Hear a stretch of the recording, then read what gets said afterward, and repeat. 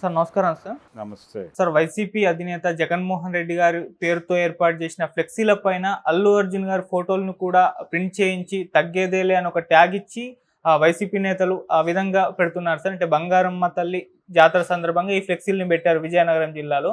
So మరి దీన్ని ఏ విధంగా చూడాలంటారు? వైసీపీ వాళ్ళు అల్లు అర్జున్ ఓన్ చేసుకునే ప్రయత్నం అయితే చేస్తున్నట్టు కనిపిస్తుంది. ఆ ఫ్లెక్సీల్ని వైసీపీ శ్రేణులు అయితే తీవ్రంగా వైరల్ చేస్తున్నాయి. మరి అంతకుముందు జూనియర్ ఎన్టీఆర్ గారిని కూడా వైసీపీ వాళ్ళు ఓన్ చేసుకునే ప్రయత్నం చేశారు, కాకపోతే కంప్లీట్ అవ్వలేదు. మరి ఇప్పుడు ఈ ప్రయత్నాన్ని మీరు ఏ విధంగా చూస్తారంటారు సార్? ఇప్పుడు పవన్ కళ్యాణ్ యాంగిల్ ఒకటి ఉంది కదా, పవన్ కళ్యాణ్ వర్సెస్ అల్లు అర్జున్ ఒక పొలిటికల్ వార్ జరుగుతోంది అని. అది mega family versus Allu family అన్నారు. అల్లు అరవింద్ గారు, చిరంజీవి గారు మొన్న గిన్నీస్ బుక్ ఫంక్షన్లో కలుసుకున్నారు, ఒకళ్ళకొకళ్ళు ఎన్హాన్స్ చేసుకున్నారు, ఒకళ్ళని చూసి ఒకరు కన్నీరు పెట్టుకున్నారు, ఆత్మీయంగా ఆలింగనం చేసుకున్నారు, అన్నీ చూసాం మనం. కాబట్టి అంటే దీనిలో ఇప్పుడు రకరకాలుగా లాగుతున్నారు దీన్ని, ఈ కాన్ఫ్లిక్ట్ని. ఈ మధ్య జరిగినటువంటి ఈ dance master issue, choreographer episode ఒకటి చూసాం కదా జానీది. దానిలో ఆయన వాంటెడ్గానే అతన్ని ఇరికించే ప్రయత్నం జరిగింది.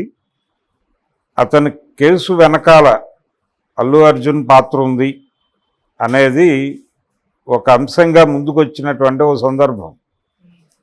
అంటే ఛాంబర్ వేదికగానే జరిగినటువంటి మీడియా కాన్ఫరెన్స్లో ఒక పెద్ద హీరో ఆ అమ్మాయికి సోలో కొరియోగ్రాఫర్గా ఛాన్స్ ఇచ్చే అవకాశం ఉంది అని మాట్లాడటం, ఆ పెద్ద హీరో అల్లు అర్జునే అని చెప్పేసి దానికి వ్యాఖ్యానాలు చెబుతూ బయట ట్రోల్ జరగటం చూసాం మనం.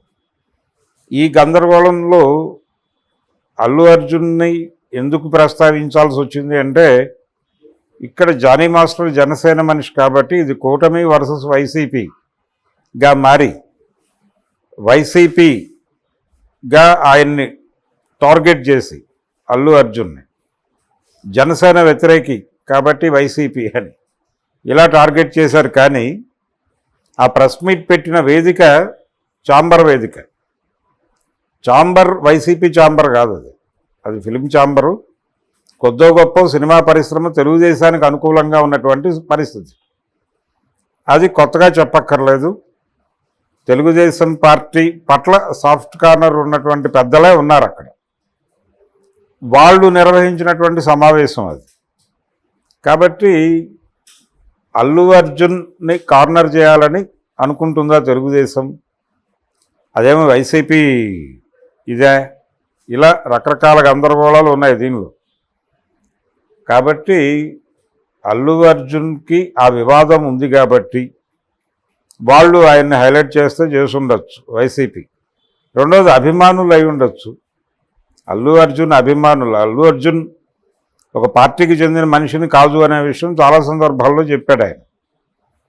ఆయన ఆ ఉద్దేశంతోనే వాళ్ళ మిత్రుడైనటువంటి ఆ వ్యక్తి దగ్గరికి వెళ్ళి మాట్లాడి వచ్చాడు. ఆ రోజున చాలా క్యాలిక్యులేటెడ్గా మాట్లాడాడు. ఇతను నా మిత్రుడు కాబట్టి ఇతను మంచివాడు అని నాకు తెలుసు, మీరు ఎన్నుకోండి, మీకు కూడా మంచి జరుగుతుందని మాత్రమే చెప్పాడు తప్ప జగన్మోహన్ రెడ్డి గొప్ప పరిపాలన అందిస్తాడనో లేకపోతే చంద్రబాబు నాయుడు పవన్ కళ్యాణ్ కూటమి వలన మీరు భవిష్యత్తులో ఇబ్బంది పడతారనో మాట్లాడలేదు. పొలిటికల్ స్టేట్మెంట్స్ ఇవ్వాల. కేవలం తను ఏ అభ్యర్థి గురించి వెళ్ళాడో ఆ అభ్యర్థి గురించి మాత్రమే పర్సనల్ లెవెల్లో మాట్లాడాడు. అలాగే పిఠాపురం ఎన్నికలో పవన్ కళ్యాణ్ని ఎన్నుకోమని ఒక ట్వీట్ చేశాడు. ఆయన గెలిస్తే బాగుంటుందని ఆశిస్తూ ఒక ట్వీట్ చేశాడు. అరవింద్ గారు వెళ్ళాడు అక్కడికి. ఈయన వెళ్ళకపోవడంతో ఈ గొడవ మొదలైంది. నాగబాబు గారి ట్వీట్స్తో ఇది కొంచెం రాజుకుంది. ఈ గొడవ, ఈ కాన్ఫ్లిక్ట్ నేపథ్యంలో ఒక వైసీపీకి చెందినటువంటి అల్లు అర్జున్ అభిమాని అలా ఫ్లెక్సీ పెట్టాడు అనుకోండి. అతను వైసీపీ మనిషి అయి ఉండొచ్చు, అల్లు అర్జున్ అభిమాని అయి ఉండొచ్చు, ఈ అవకాశాన్ని వినియోగించుకుందామనే ఆలోచన కూడా ఉండొచ్చు. ఈ మూడు కలగలిసి అతను ఫ్లెక్సీ పెడితే దానికి అల్లు అర్జున్ పెట్టించాడని అనుకోనక్కర్లేదు కదా. అల్లు అర్జున్ వైసీపీ పార్టీ సైడ్ తీసుకున్నాడని అనుకోనక్కర్లేదు కదా. అతను చిరంజీవికి పవన్ కళ్యాణ్కి ఇన్ టోటల్గా మెగా ఫ్యామిలీకి వ్యతిరేకమని అనుకోవాల్సిన అవసరం లేదు కదా. కానీ అటువైపు డ్రైవ్ చేస్తారు దీన్ని. అటువైపు డ్రైవ్ చేసి చీలిక పెద్దదైంది అనేటువంటి కథనాలు వచ్చేటువంటి ప్రమాదం ఉంది. వాళ్ళేమి వ్యతిరేకంగా లేరు, రాజకీయంలో లేరు, పొలిటికల్ ప్రోగ్రాంలో ఇప్పుడు అల్లు అర్జున్ లేడు.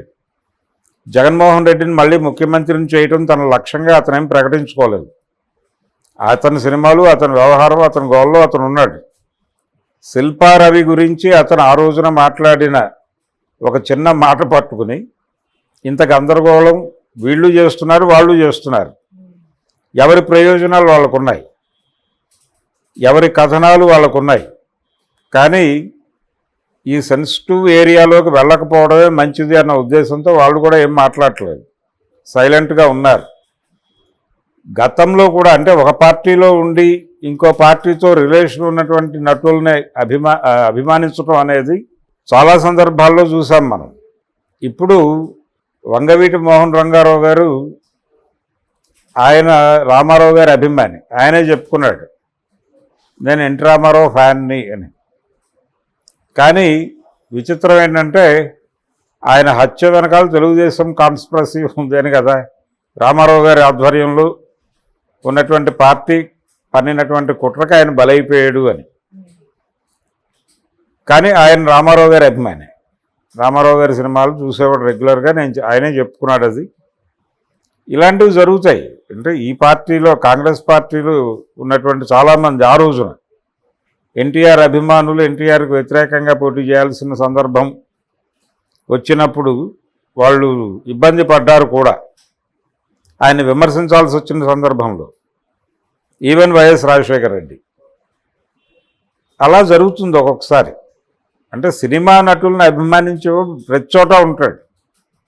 అల్లు అర్జున్ని అభిమానించేవాళ్ళు అక్కడెందుకు ఉండరు వైసీపీలో? పవన్ కళ్యాణ్ ఫ్యాన్స్ కూడా ఉండొచ్చు వైసీపీలో, ఉండకూడదు అనే లేదు కదా. వీళ్ళందరూ అభిమానిస్తే కదా మీ సినిమాలు పెద్ద హిట్లు అవుతోంది. చిరంజీవి గారి అభిమానులు కేవలం జనసేనలోనే ఉండాలంటే ఎలా కుదురుతుంది? అన్ని పార్టీల్లోనూ అన్ని సెక్షన్స్లోనూ ఉంటారు. కాకపోతే వాళ్ళు ఇష్యూ బేస్డ్గా బయటకు ఎక్స్పోజ్ అవుతారు. బ్రాడ్గా చిరంజీవికి ఏదైనా ప్రమాదం జరిగినా, పవన్ కళ్యాణ్కి ఏదైనా ఇబ్బంది జరిగినా, లేదు అల్లు అర్జున్కి ఏదైనా ఇబ్బంది జరిగినా వీళ్ళందరూ స్పందిస్తారు. ఏది ఇర్రెస్పెక్టివ్ ఆఫ్ పార్టీసు ఇవన్నీ. అప్పుడు బయటకు వచ్చి ఒక్కొమ్మడిగా వాళ్ళ గొంతు వినిపించే అవకాశం ఉంటుంది. ఇది చూడాలి. అంటే అతను కేవలం సినిమా నటుడు, అతను వైసీపీ అని ఎప్పుడు చెప్పలేదు అల్లు అర్జున్. అరవింద్ గారు కూడా చెప్పలేదు నేను వైసీపీ మనిషిని అని చెప్పుకోలేదు ఆయన. ఇంకా చిరంజీవి గారు వెళ్ళి జగన్మోహన్ రెడ్డితో 2 సార్లు మాట్లాడాడు, కానీ అరవింద్ గారు వెళ్ళి జగన్మోహన్ రెడ్డి దగ్గరికి వెళ్ళి బతిమాలలేదు కదా ఏ రోజున. ఇవన్నీ పట్టించుకుంటే ఈ విషయాన్ని సెక్టేరియన్ అవగాహనతో చూడకుండా అల్లు అర్జున్ అభిమానులు వైసీపీలో కూడా ఉన్నారు అన్నంత వరకే తీసుకోవడం మంచిది. అదే తప్ప అల్లు అర్జునే ఈ బ్యానర్లు పెట్టించేశాడు, ఆయన జగన్మోహన్ రెడ్డి మనిషి, ఆయన ఈ జానీ మాస్టర్ ఎపిసోడ్లో బయటకు వచ్చిన వార్తలన్నీ వాస్తవమే, ఆయన పవన్ కళ్యాణ్కి వ్యతిరేకంగానే ఆ అమ్మాయికి అవకాశం ఇస్తానన్నాడు, జానీ మాస్టర్ని ఆయనే జైల్లో పెట్టించాడు, ఇవన్నీ కూడా నిజం నమ్మాల్సి వస్తుంది. ఇవన్నీ నిజాన్ని నమ్ముదామా, లేకపోతే ఆయన అభిమానులు వైసీపీలో కూడా ఉన్నారు అని అనుకుందామా? అంటే అదే బెటర్. అల్లు అర్జున్ అభిమానులు వైసీపీలో ఉన్నారు, ఎక్కడైనా ఉండొచ్చు. అక్కినేని నాగేశ్వరరావు అభిమానులు తెలుగుదేశం పార్టీలో ఉన్నారు. కాకపోతే ఆయన స్టూడియో మీద అటాక్ జరిగినప్పుడు వాళ్ళందరూ బాధపడ్డారు మనసులో, అరే మన ప్రభుత్వ హయాంలోనే ఇలా జరిగిందే అని. కొంతమంది బయటకు వ్యక్తం చేశారు. గాలి ముద్దుకృష్ణనాయుడు లాంటి వాళ్ళు నాగేశ్వరరావు అభిమానులు అక్కడ ఉన్నారు, కీలక పదవుల్లో ఉన్నప్పటికీ రాజకీయమే, బయట వ్యవహారంగానే వ్యవహరించారు. చిరంజీవి గారి అభిమానులు తెలుగుదేశం పార్టీలోనూ ఉన్నారుగా, ఆయన ప్రజారాజ్యం పెట్టినప్పుడు ఉన్నారు, ఆయన కాంగ్రెస్ పార్టీలో చేరతాడని అడపాదడపా ప్రచారం జరుగుతున్న రోజుల్లోనూ ఉన్నారు. జక్కపూడి రామ్మోహన్ రావు చిరంజీవి రాజకీయ ప్రవేశం చేయబోతున్నాడు, తెలుగుదేశం పార్టీని అధికారంలోకి దించేది చిరంజీవి అని మాట్లాడిన రోజుల్లోనూ చిరంజీవి గారి అభిమానులు ఇక్కడ ఉండేవాళ్ళు. చిరంజీవి గారితో సినిమాలు తీసిన ప్రొడ్యూసర్లు కూడా ఇక్కడ ఉండేవాళ్ళు తెలుగుదేశంలో. అశ్విని దత్ గారు ఎంపీగా కంటెస్ట్ చేశాడు కదా విజయవాడ నుంచి, లగడపాటి మీద పోటీ చేశాడు. అలాగే చేగొండ హరిరామ్ జోగయ్య గారు తెలుగుదేశం క్యాబినెట్లో హోంమంత్రిగా చేసిన వాడు కదా, ఆయన చిరంజీవితో సినిమాలు తీసిన ప్రొడ్యూసరు. ఆయన ఇప్పటికీ వాళ్ళకి అడ్వైజ్ చేద్దామని ప్రయత్నం చేస్తూ ఉంటాడు పొలిటికల్ ఏరియాలో. జనసేనకి అలాగే చిరంజీవి గారికి సలహాలు చెప్పే ప్రయత్నం చేస్తూ ఉంటాడు ఆయన. దాన్ని పట్టించుకుంటారా పట్టించుకోరా అది వేరే గొడవ. ఇలా సినిమా నటుల అభిమానులు ఎక్కడైనా ఉండొచ్చు, అలాగా వైసీపీలో ఆయన అభిమానులు ఉన్నారని మాత్రమే అనుకుందాం తప్ప జగన్మోహన్ రెడ్డిని ముఖ్యమంత్రిని చేసే టార్గెట్తో అల్లు అర్జున్ పనిచేస్తున్నాడు అని మాత్రం అనుకోనక్కర్లేదు. Okay sir, thank you so much. Thank you.